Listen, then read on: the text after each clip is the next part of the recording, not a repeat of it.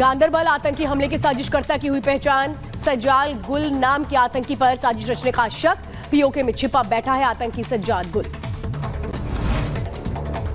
जम्मू कश्मीर के गांदरबल के सोनमर्ग में बड़ा आतंकी हमला हुआ। आतंकियों ने डॉक्टर समेत 7 लोगों की गोली मारकर हत्या कर दी। जम्मू कश्मीर के गांदरबल में हमले के बाद सर्च ऑपरेशन तेज। आतंकियों की तलाश में सुरक्षा बलों का सर्च अभियान। संवेदनशील इलाकों में बढ़ाई गई सुरक्षा। आतंकी हमले के बाद जम्मू क्षेत्र में हाई अलर्ट। चप्पे चप्पे पर बढ़ाई गई सुरक्षा। स्थानीय लोगों की सुरक्षा में जुटी सरकार। गांदरबल आतंकी हमले पर केंद्रीय मंत्री गिरिराज सिंह का बयान। कहा, आतंकवाद को मिल रहा सरकार का समर्थन, हो रहे हैं हमले।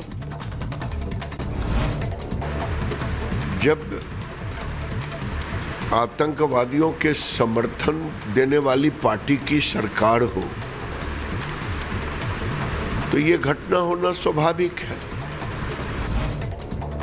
धमाके के लिए पॉलिथीन में लपेटकर गड्ढे में डाला गया विस्फोटक। सूत्रों के हवाले से खबर। बम को एक्टिव करने का तरीका खोज रही है पुलिस। रिमोट या फिर टाइमर से धमाके की आशंका।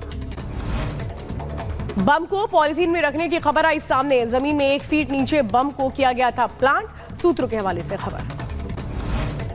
रोहिणी ब्लास्ट मामले की एफआईआर में खुलासा। धमाके से सीआरपीएफ स्कूल की दीवार में बड़ा होल हुआ। काफी मात्रा में बिखरा हुआ मिला व्हाइट पाउडर। अज्ञात लोगों के खिलाफ एफआईआर दर्ज। भारतीय नौसेना का water jet fast attack craft का श्रीलंका में हुआ भव्य स्वागत। दोनों नौसेनाओं के बीच समुद्री सहयोग को बढ़ाना यात्रा का उद्देश्य। दिल्ली में बढ़ता प्रदूषण लगातार बढ़ा रहा है मुश्किलें। यमुना का पानी भी हुआ गंदा। प्रदूषण को नियंत्रण करने में जुटी सरकार। दिल्ली में लगातार खराब हो रही हवा। एयर क्वालिटी इंडेक्स का बढ़ा स्तर। इंडिया गेट के सामने से आई तस्वीरें। गाजियाबाद में जमीन विवाद को लेकर 2 पक्षों में मारपीट। छत से की जमकर पत्थरबाजी। मारपीट का वीडियो वायरल। मामले में 7 लोग गिरफ्तार। गाजियाबाद में पैसों को लेकर हुआ विवाद। दबंग ने युवक की गोली मारकर हत्या की। आरोपी मौके से फरार। आरोपी की तलाश में जुटी पुलिस। उत्तर प्रदेश के कुशीनगर में डीजे को लेकर 2 पक्षों में विवाद हुआ। मूर्ति विसर्जन के जुलूस के दौरान 2 पक्षों में जमकर मारपीट हुई। मारपीट का वीडियो वायरल हुआ। यूपी के बदायूं में कोचिंग से लौट रही छात्रा से छेड़छाड़। लोगों ने आरोपी को जमकर पीटा। पुलिस ने आरोपी को किया गिरफ्तार।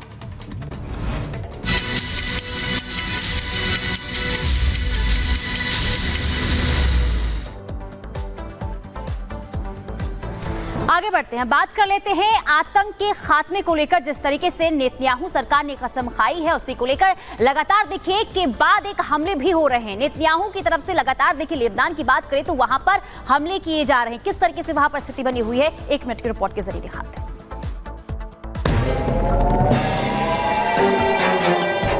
इजरायली पीएम बेंजामिन नेतन्याहू के घर पर शनिवार को हुए ड्रोन अटैक के बाद इजरायल ने लेबनान में हिजबुल्लाह के ठिकानों पर हमला किया है।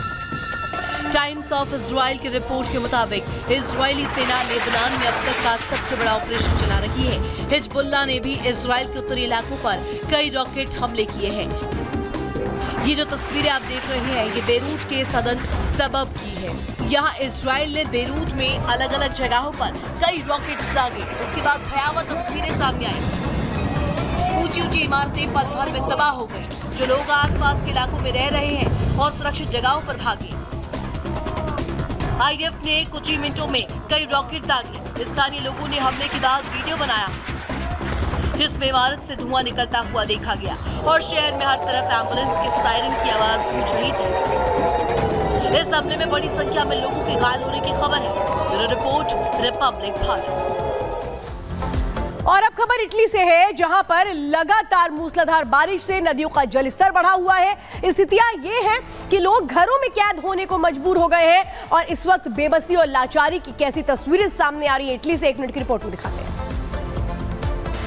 इटली के उत्तरी एमिलिया रोमाग्ना में लगातार बारिश के बाद भारी बाढ़ आ गई है। खराब मौसम के कारण कई नदियां अपने किनारों को तोड़कर बहती दिखाई दी। तस्वीरों में बैगनोलो इन पियानो के बाहर भारी मात्रा में पानी बहता हुआ दिखाई दिया।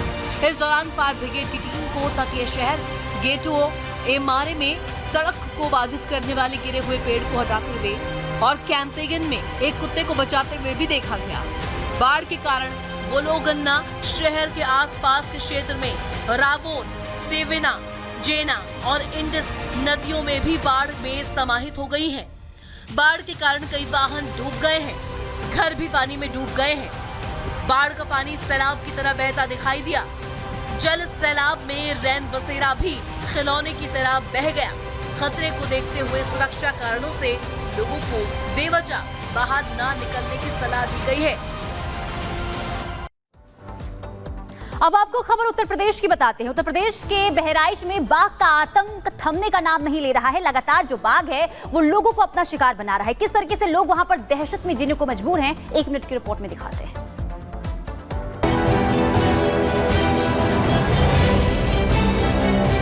बहराइच में बाघ का कहर थमने का नाम नहीं ले रहा है।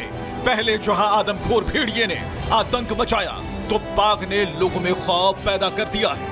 बहराइच के अलग अलग गांव में बाघ के हमले में कई लोगों की मौत हो चुकी है। अब त्रिलोकी गौड़ी गांव में चारा लेने के लिए खेत पर गए एक किसान को बाघ ने शिकार बना लिया। बाघ के हमले में किसान की जान चली गई। वहीं हरकापुर गांव में साइकिल से जा रहे शख्स पर रास्ते में बैठे बाघ ने हमला कर दिया और घायल कर दिया।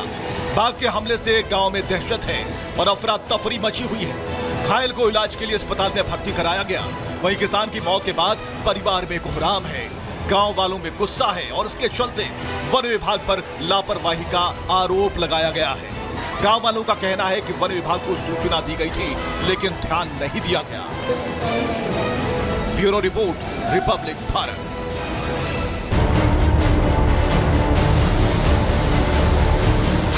पॉल्यूशन पर पॉलिटिक्स। दिल्ली में पॉल्यूशन, क्या है सॉल्यूशन? प्रदूषण जारी, सियासत भारी। प्रदूषण पर रार, बीजेपी आप में तकरार। हवा पानी में जहर, चपेट में कई शहर।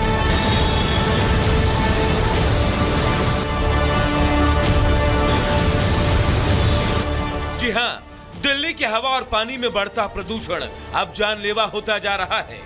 दिल्ली की हवाएं जहरीली हो रही हैं, तो पानी में भी पॉल्यूशन कम नहीं है। बढ़ते ठंड के साथ बढ़ते प्रदूषण ने लोगों को सोचने पर मजबूर कर दिया है कि अभी ये हाल है तो आने वाले वक्त में न जाने क्या होगा। लेकिन इन सब से इतर आप और बीजेपी से लेकर एक दूसरे पर आरोप प्रत्यारोप लगा रहे हैं और प्रदूषण के लिए एक दूसरे को जिम्मेदार ठहरा रहे हैं। दिल्ली में आज एक भी डीजल बस नहीं है। दूसरी तरफ उत्तर प्रदेश और हरियाणा, जहां से इंटर स्टेट बसेस दिल्ली आती हैं, जहां पे दिल्ली के बॉर्डर पर अनेकों बस स्टैंड्स हैं, उनकी 100% बसें आज भी डीजल बसेस हैं। आनंद विहार के इलाके में प्रदूषण बढ़ने का एक महत्वपूर्ण कारण है सड़क पार करके जो कौशाम्बी बस स्टेशन है, जहां पे यूपी की हजारों डीजल बसेस आती हैं। जब आपने बीजेपी पर हमला बोला तो जवाब बीजेपी की तरफ से भी आया। हरियाणा के सीएम नायब सिंह सैनी ने तो आंकड़े गिनाते हुए दिल्ली सरकार को अपने गिरबान में झांकने की नसीहत दे डाली। तो वहीं मनोज तिवारी ने भी इस मामले में दिल्ली सरकार को खूब खरी खोटी सुनाई। तो प्रदूषण के मामले पर ही कांग्रेस ने भी दिल्ली सरकार को निशाने पर लिया। दिल्ली सरकार को चलाने वाली आम आदमी पार्टी की यह रीत रही है कि उनको खुद के अलावा हमेशा सब में कमियां नजर आती हैं। हरियाणा से दिल्ली को जो पानी दिया जाता है उसका बीओडी लगभग 2-3 mg प्रति लीटर होता है, लेकिन दिल्ली सरकार यह बताए, मैं ये पूछना चाहता हूँ कि दिल्ली बॉर्डर से ओखला तक जो गंदे पानी के 28 नाले यमुना में जाते हैं उसमें प्रदूषण के लिए कौन जिम्मेवार है? पूरे दिल्ली में जितना पोल्यूशन एक महीना के अलग अलग कारणों से होता है, उतना पोल्यूशन तो अरविंद केजरीवाल के बेल होने पे पटाखा छोड़ करके कर दिया इन लोगों ने। ये लोग बातें बनाना जानते हैं, झूठ बोलना जानते हैं, मुद्दे को डाइवर्ट करना जानते हैं। और अब दिल्ली कह रही है एनफ इज एनफ, 4 महीना और है, जो जितनी बकैती करनी हो कर लो, हम आपको अब दिल्ली से आम आदमी पार्टी आपको विदा करेंगे। पानी की कमी होती है तो उसके लिए पड़ोसी राज्य जिम्मेदार होते हैं, पोल्यूशन होता है तो उसके लिए पड़ोसी राज्य जिम्मेदार होते हैं। ये आम आदमी पार्टी की सरकार को सिर्फ और सिर्फ अपनी नाकामियों को किसी दूसरे के ऊपर डालना आता है। लोगों ने इस सरकार को अपनी समस्याओं के हल के लिए चुना।